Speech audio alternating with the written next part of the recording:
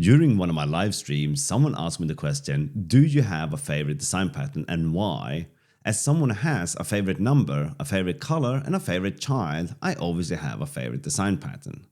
There are quite a few design patterns, but if I had to pick one as my favorite, that would be the visitor pattern. Recently, I've been doing a lot of work with trees in Rust, and that's where the visitor pattern really shines. I also like the name because it appeals to my flourishing social life.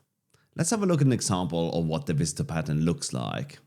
Let's start with a tree, because what is cooler than a tree? Probably a lot of things.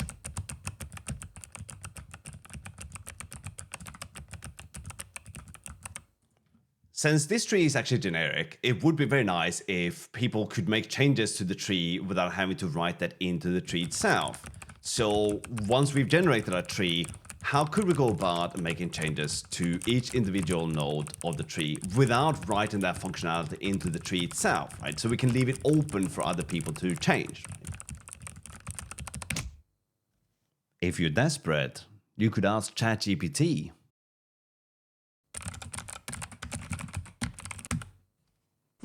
Skill issue much? But if you're like me, you would ask the programming community for help.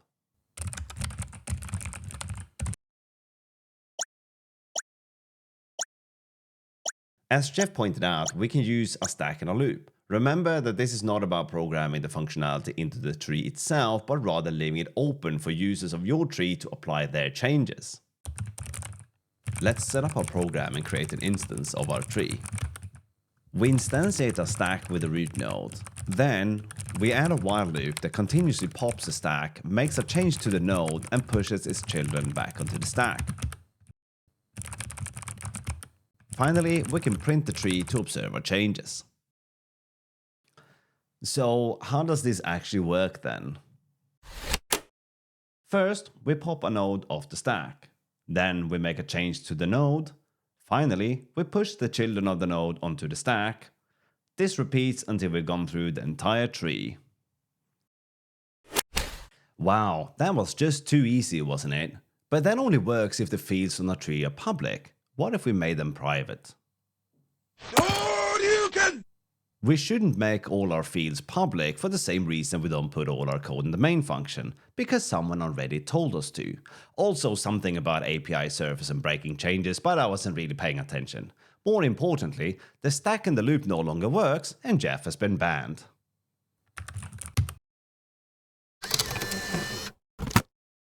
So how do we get around this newly self-imposed restriction?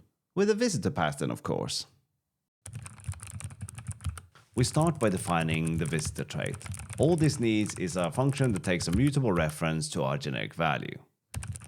We create a visitor that works with our test data, so we can try this out. All we do here is increment the value by 1. Then we make a small modification to the tree to accept a mutable reference to a visitor, called the visit function, and do the same for all the children. Now all that we have to do is update the main function and use the visitor instead of the code that Jeff broke.